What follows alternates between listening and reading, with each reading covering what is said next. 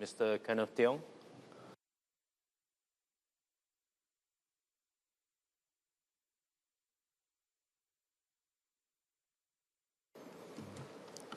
Mr. Speaker, since serving as an MP, I have seen firsthand the impact of national policies on small, independent preschools in my division. As a parent of young children, I feel these issues acutely.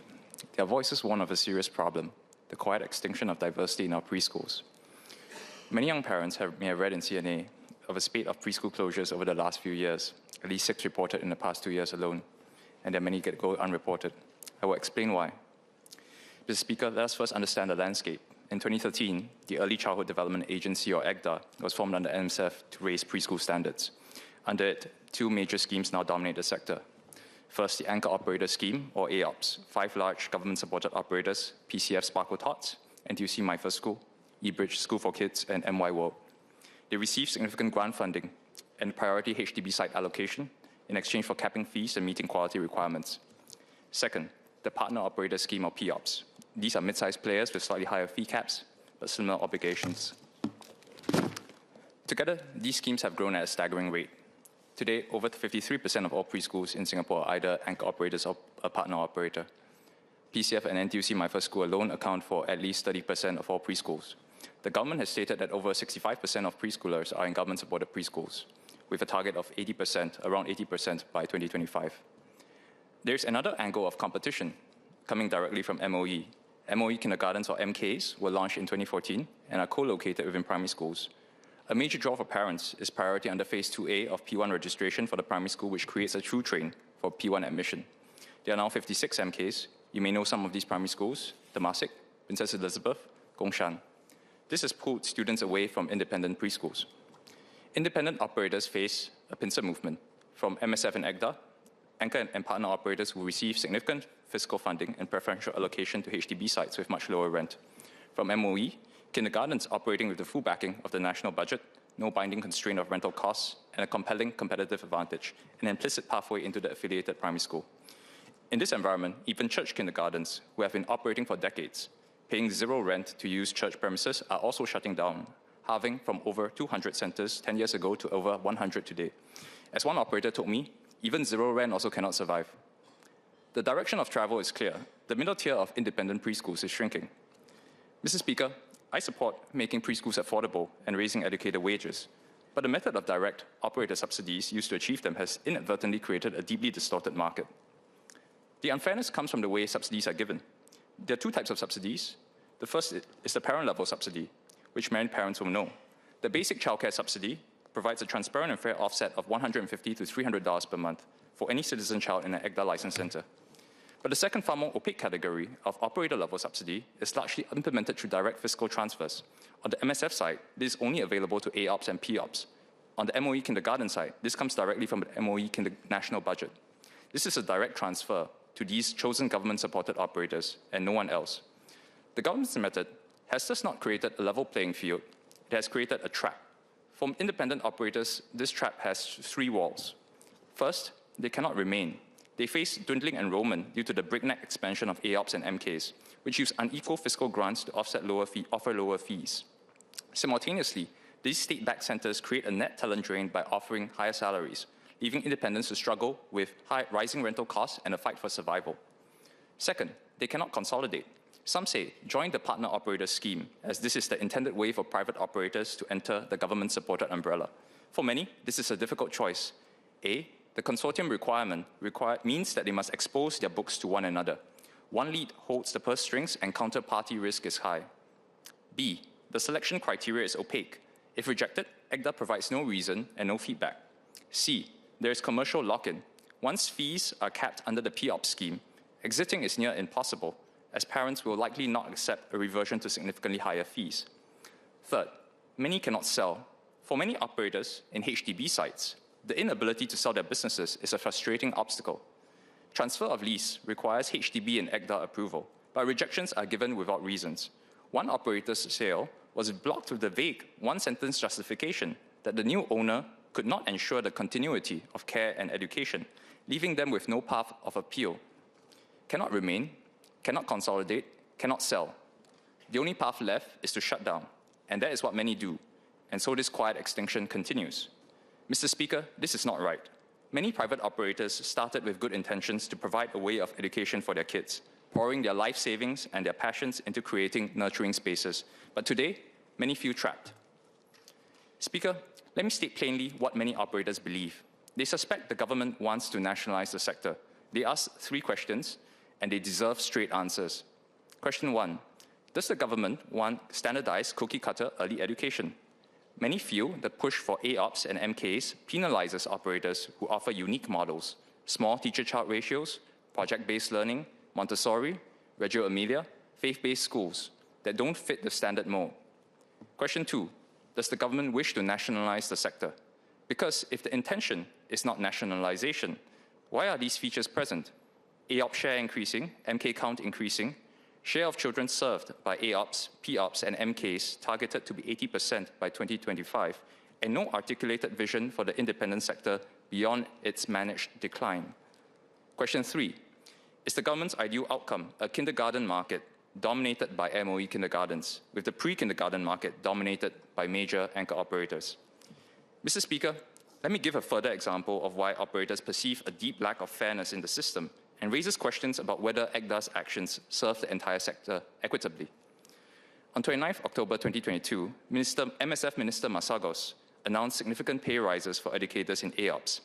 However, long-standing EGDA rules require that fee increases for the following year must be notified by 1 September of the previous year.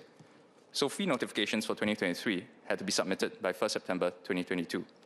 This timing trapped private operators. They were locked out of adjusting fees to match new wage benchmarks. They were immediately exposed to talent poaching by AOPS offering the pay rises. I asked the ministry to clarify if any transitional provisions were made for private operators caught by this announcement.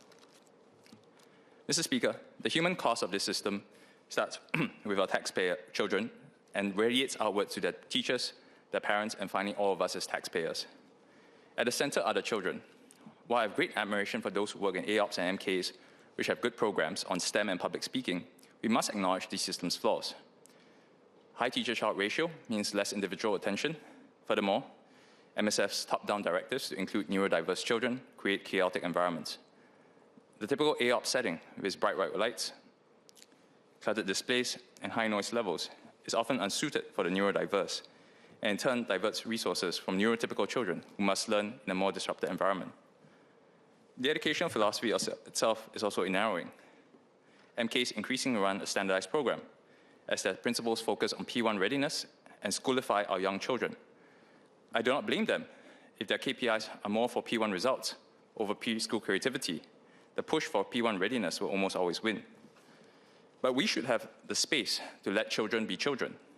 The accelerated rollout of MKs with priority P1 admission feeds parental anxiety and creates focus on academic readiness over holistic development. Mr. Speaker, we should be preparing children not for P1, but for life. There is an immense cost placed on our teachers who are on the front lines of a system breeding burnout. They navigate an unstable market with centers shutting down left and right and are increasingly pushed into cookie-cutter, state-led models that kill their passion for teaching. They manage large K2 classes of 25 children and find it hard to give individualized attention. They spend precious time dealing with paperwork and writing incident reports instead of teaching. And they operate in a kiasi culture, driven by conservative interpretations of EGDA circulars. This is a culture where pencils must be stored lying flat for safety, where operators are afraid to let children taste prata during cultural lessons. This high-stress, low-trust model is unsustainable.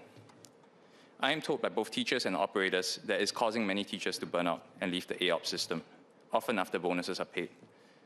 While I do not have official data, the anecdotal attrition estimates shared with me are concerningly high. This brings us to a cost for parents, a severe diminution of choice. As independent operators close, parents lose access to the diversity that could offer a refuge from these systemic flaws. Finally, there is a cost to all of us as taxpayers. The current funding model is entirely opaque. Without transparency on operator-level subsidies, it is impossible to assess the true cost and efficiency of these schemes. Worse, we may be funding wasteful competition. In some estates like Pongo and Jurong West, multiple AOPS are clustered together in a small area, all fighting for numbers, displaying what they in China call involution, or 内卷, a zero-sum game of wasteful competition. Mr. Speaker, the fundamental problem is that MSF and MOE are relying on operators, AOPs, POPs, and MKs to uplift the sector instead of genuinely implementing sector-wide reforms. Their three policy goals, affordability, increasing educator salaries, and quality assurance, are rolled out via chosen operators. I will lay out a sector-wide reform without biasing towards particular operators. First, we must fund the child, not the school. Let subsidies follow the child. Instead of funneling opaque grants to select operators, we can create a portable preschool voucher that bundles all public support into a transparent per-child amount. Parents can use it at any licensed center. This empowers parents to choose a preschool that best fits their child's needs, be it PCF, Montessori, faith-based organizations, or play-based centers. It forces all schools, including state-backed giants, to compete fairly on quality, philosophy, service, without predetermining the winner's business model. In fact, this is not a radical leap, because ACDA itself moved from funding AOPs based on center capacity to a per-child funding model earlier this year. This principle should be expanded to all operators, not just AOPs. On fee control, the government may fear subsidy capture, that operators will absorb the voucher without lowering fees. Let me offer a different view. The surest way to keep fees in check is to keep the market open and contestable. A January 2024 study on childcare in Minnesota found that when you fund parents directly, the market finds a way to create more supply. They found that increased voucher funding led to more providers entering the market, an expansion of available slots, and only modest price increases. This is what a healthy, responsive market looks like. It is diversity and the capacity of all to scale that gives a market supply elasticity. A system where operators cannot remain, cannot consolidate, and cannot sell would create inelasticity and potential future subsidy capture. This is not a leap into the unknown. Australia runs a portable per-child subsidy, the childcare subsidy that follows the child to any approved service. It is paid to providers to reduce the bill and is governed by a published rate cap that limits the total subsidized amount. Portable funding across operators, transparent reference prices, and quality assurance can coexist. By contrast, the current system is highly susceptible to subsidy capture, with chosen operators capturing massive unequal subsidies that may not reach parents as choice or quality improvements. With vouchers, parents can control where the money goes. This will fix the school-level market, where subsidies distort operator competition. Second, embed policy goals in the voucher. Speaker, the government's instinct is to solve every preschool problem, from teacher pay to special needs, by leaning on its chosen operators. This creates a two-tier system by design. Every preschool policy target begins to look for an operator-led solution. There's a better way. We can use voucher supplements to achieve these policy targets while preserving a contestable market. For teacher wages, instead of selective grants, we can offer a wage supplement to the voucher for any center that pays its teachers above certain benchmarks. The higher the pay, the larger the supplement. We can enforce this transparently using CPF data to verify wages and NIEC standards to ensure teacher quality. It turns every operator into a potential partner in raising standards. For special need, the same principle applies. Instead of forcing top-down integration, we give every child with assessed needs a portable ring-fence voucher supplement based on their assessed needs, such as specialized teachers, low ratios, or sensory-friendly environments. This funding follows the child, empowering parents of neurodiverse children to choose centers with resources to provide proper support. It will also allow the emergence of specialized centers. Some may point to Hong Kong, which once had a pure flat-rate voucher system but moved away from it in 2017. Among the reasons given for moving away were ineffectiveness for raising teacher pay, addressing special needs, or helping low-income families. In my assessment, the Hong Kong system's flaw lay more of the flat rate than the voucher system itself. We can learn from this by using targeted funding supplements for these policy targets: lower-income families, special needs, and teacher wages. 3, contestable sites for public benefit.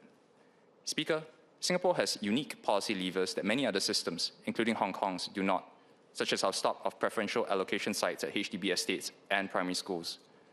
I believe we must make access to these locations fair and contestable. The principle should be simple: public sites for public benefit.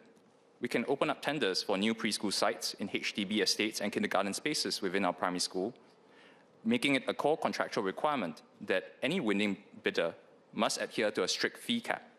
This ensures the public subsidy on rent is passed on directly to parents as affordability. I propose 2 pilots. First, MSF and MND to run a sector-wide open tender for the next batch of preschool sites in new HDB estates.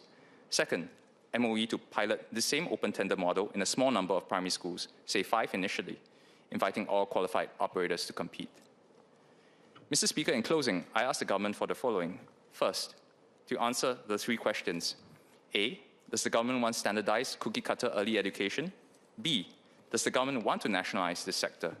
C, is the government's ideal outcome an AOP to MK nationalized model? Second, fairness. To clarify AGDA's actions in October 2022 regarding the wage announcement timing, and to commit to level playing field policies going forward. This means dismantling the walls of the trap that operators find themselves in. Allow them to consolidate by providing detailed POP selection criteria and right of appeal. Allow them to sell their preschools. Third, to implement the three-pillar reform. A portable voucher system to fund the child, not the school. A tiered voucher supplement system that embeds policy goals like better teacher pay and special needs support. And a fair and contestable process for allocating preferential sites with fee caps as a firm condition. Mr. Speaker, this government mentions how the world is becoming more uncertain.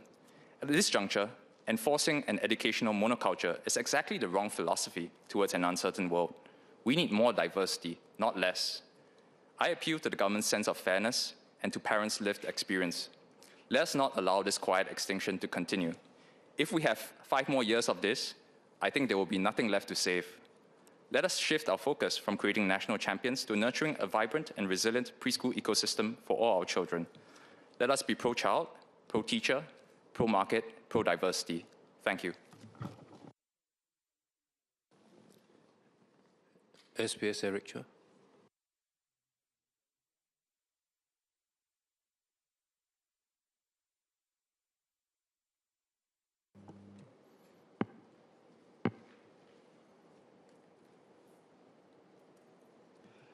Mr. Speaker, I thank Mr. Kenneth Tiong for moving this motion. This government is focused on outcomes, and we're committed to providing every child with a good start in life.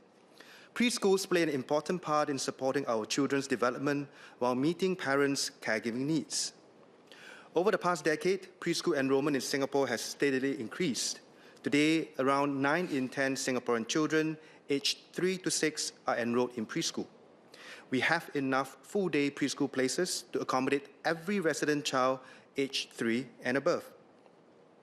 The government has no plans to nationalize preschool education.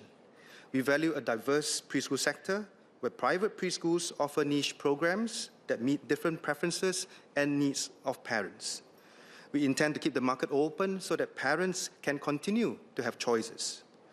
Our foremost objective, as rightly mentioned by Mr. Tiong, has been to ensure accessibility, affordability, as well as quality of our preschools for our parents' children. And we do this today through a mix of measures.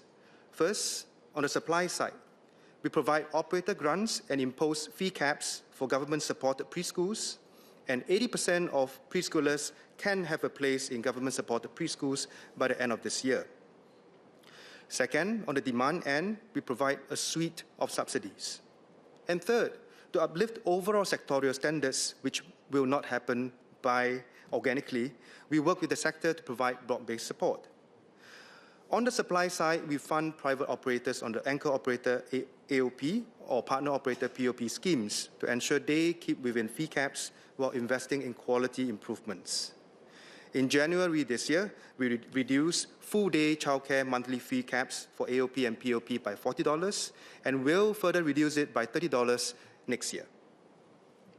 To ensure that our AOP and POPs maintain high standards of quality, operators go through a rigorous selection process, not one that is opaque, as the member suggested. Criterion considers factors such as the applicant's track record in providing quality childcare services, financial sustainability and accessibility of centres, and local preschool demand. Applicants must also demonstrate commitment and ability to meet the AOP and POP scheme requirements, which includes the ability to provide affordable and quality preschool services and enhance professional development and career prospects for early childhood professionals. Mr. Tiong suggested removing direct operator grants, and replacing them with a per-child subsidy via preschool vouchers for families.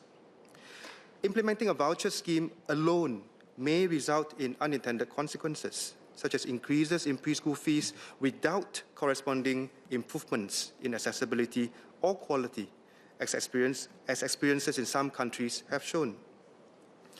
In Hong Kong, where a preschool voucher scheme was implemented in 2007, but eventually discontinued, it worsened inequity as affluent families utilized vouchers for extra educational programs.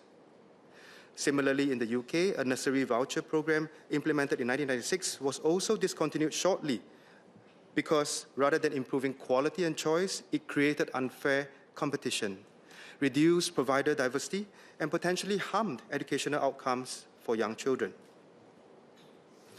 On the demand end, we adopt a comprehensive approach to preschool affordability by keeping fees for government-supported preschools low and providing both universal and means-tested childcare subsidies to parents. The government provides all Singaporean children with basic subsidies of up to $300 each for full-day childcare, as well as means-tested additional subsidies for eligible families. As a result of both fee caps as well as subsidies, we have been able to effectively reduce out-of-pocket expenses while ensuring access and choice of quality preschools for families. Full-day childcare expenses before means-tested subsidies will be similar to what households pay for primary school and after-school care fees combined in 2026. From January 2026, a dual-income family with a monthly income of $10,000 will pay $235 per month for full-day childcare in an AOP preschool after subsidies, half of what they would have paid in 2019. Mr. Tiong has implied that a preschool voucher system would give parents more autonomy to choose a preschool that suits their children's needs best and allowing for a market mechanism to work. Now, this incentive is already built into the nature of childcare subsidies, which preschools receive based on the number of children enrolled. Parents today are discerning when choosing preschools that best meet their child's needs and preferences, and this has promoted healthy competition amongst preschool operators and consequent improvements in quality. A third plank in our strategy is to work with the sector to provide broad-based support to uplift sectorial standards. Mr. Tiong suggested using targeted voucher supplements to advance national objectives, such as raising teacher wages. Salary increases must correspond with higher professional skills and contributions. A proposal to provide vouchers to preschools may not necessarily raise educators' salaries. Without due consideration for skills development and safeguards, such a move may run a risk of fee escalation without corresponding increase in quality of teaching. In contrast, the government has continued to make significant sector-wide moves over the past decade to invest heavily in professional development, enhance career progression, and improve working conditions of early childhood educators. And one such example is the setting up of the National Institute of Early Childhood Development, NIEC, in 2019. As a result of these concrete efforts to uplift sector quality, salaries of early childhood educators and leaders in AOP POP centers have increased by at least 19% on average from 2022 to 2024, reflecting the deeper skills and contributions of our EC professionals. I now address some other suggestions made. Mr. Tiong suggested using vouchers to advance support for children with special needs. The government has been enhancing support for children with developmental needs. We have enhanced subsidies for early intervention, or EI, services and accelerated the increase in the number of government-funded places for children requiring moderate to high levels of EI support by almost 80% since 2020. ACDA is piloting a new inclusive support program, INSP, and we will expand the pilot by another 600 places from 2026. On tenders for HDB and primary school sites, HDB sites are allocated to government-supported preschools to avail affordable preschool services to residents soon after they move in. Nevertheless, I want to assure him that there are HDB sites open to all operators to bid competitively for, even as ACDA works with HDB to ensure that there are sufficient sites allocated for affordable preschool places today. Mr. Tiong asked about preschool salary enhancements in 2022. Now, to give better context, ACDA has been working with AOPs and POPs to raise salaries and deepen professionalization since 2016. In 2022, we signaled salary increases paced over 2 years to maintain competitiveness relative to the broader labour market. Before the 2022 announcement, salaries for early childhood educators in government-supported preschools had already increased by 20% on average since 2018. Sir, preschools play a key role in meeting families' caregiving needs and complement parents in supporting our children's development. I can say so because I think about this every day when I send my 5-year-old son to preschool in the mornings. The average government expenditure per preschool-aged child has increased from 7,900 Singapore dollars in 2020 to 13,000 Singapore dollars last year, with a higher amount spent per child in both AOP and POP preschools and on children from lower-income families.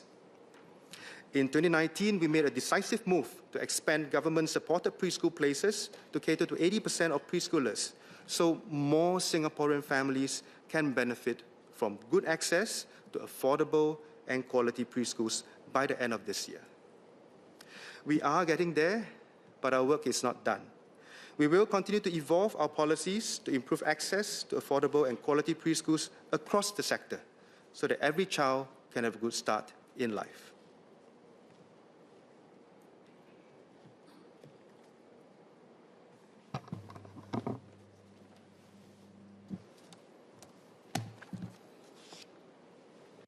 Question is that Parliament do now adjourn. Those who agree say aye. Those who disagree say no. I think the ayes have it. The ayes have it. Pursuant to Standing Order 2, Section 3A, I wish to inform honourable members that the sitting tomorrow will commence at 11:30 a.m. Order, order.